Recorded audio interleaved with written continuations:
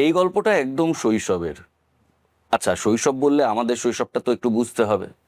দেখুন, আমরা যারা 90-তে বড় হয়েছি তাদের সেই সময়কার মূল স্রোতের বাংলা ছবির থেকে যে খুব উৎসাহ পাওয়ার ছিল, স্পেশালি শহরের ছেলেদের আমাদের মতন, তা কিন্তু নয়। কারণ সেখানে যে ছবিগুলো হতো সেগুলো আমাদের অতটাও ভালো লাগতো না। কিন্তু আমাদের সামনে নায়ক হিসেবে এসে দাঁড়ালেন 80-র দশকে, 80-র মাঝামাঝি। তারপর থেকে আমাদেরকে পাগল করে দিলেন। আমরা যারা শহরে থেকে অভিনেতা হতে চেয়েছি, আমাদের চিরকালের অনুপ্রেরণা, আমাদের লেজেন্ড সব্যসাচী চক্রবর্তী। কাকু, সহজ কথায় আসার জন্য অনেক ধন্যবাদ। থ্যাংক ইউ, আমাকে ডাকার জন্য ধন্যবাদ।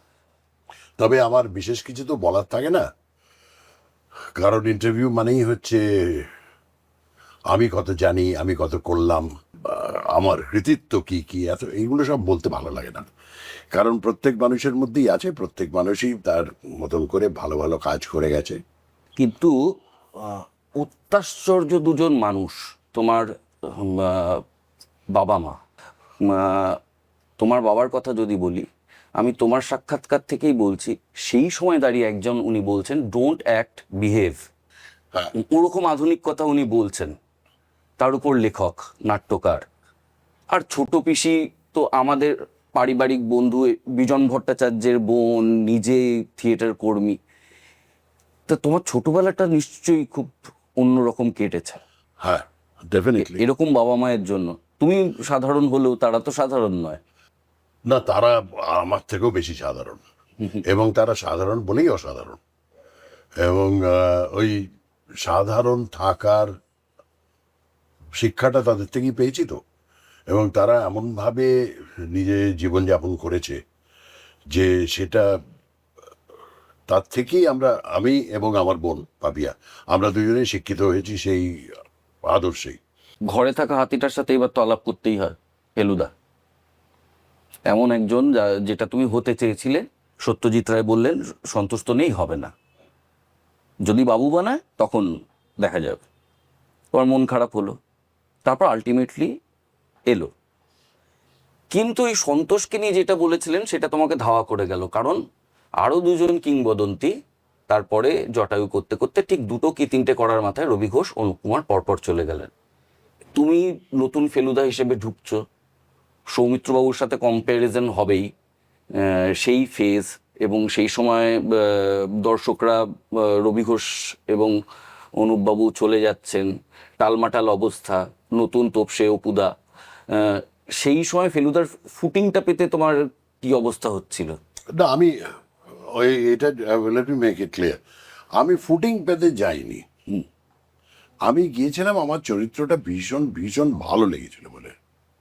আমি যখনই এটা পড়েছিলাম তখন থেকেই আমি হার্ডকোর ফেলুদা ফ্যান। এবং ছবিগুলো দেখার পর থেকে আরও আমার মনে হয়েছিল। এবং সৌমিত্র চ্যাটার্জি অ্যাজ ফেলুদা আমার ভীষণ ভালো লেগেছিল তখন থেকেই। মানে জয়বাবা ফেলুনাথের পর এবার কি, সন্তোষ দত্ত চলে গেলেন, এবার তাহলে অ্যাটলিস্ট অন্য কেউ রোলটা যদি করে তাহলে ফেলুদা বন্ধ হয়ে যাবে। সেইটাই ওনাকে বলেছিলাম যে সন্তোষ দত্ত চলে গেলেন বলে আপনার সিরিজটাই বন্ধ হয়ে যাবে, তো এটা তো দর্শককে বঞ্চিত করা একটা মানুষের জন্য। কারণ Feluda should be there, he should come back. সে সৌমিত্র কাকুই করুন বা অন্য কেউই করুন, বা সন্তোষ দত্ত করুন বা অন্য কেউ করুন, ইট শুড কাম ব্যাক। না, আমার কোনো ইচ্ছে নেই। বাবু যদি করে তাহলে হতে পারে, সেটা ওর উপর নির্ভর করে। তা আমি বললাম না, আমি এতগুলো কথা বলছি কারণ আমার খুব করার ইচ্ছে। তো তাতে উনি বলেছিলেন যে আমার ছেলে যদি করে তাহলে ওর সঙ্গে যোগাযোগ করো, যোগাযোগ। কিন্তু আমাদের finally I got the role. আমার ভীষণ আনন্দ হয়েছিল।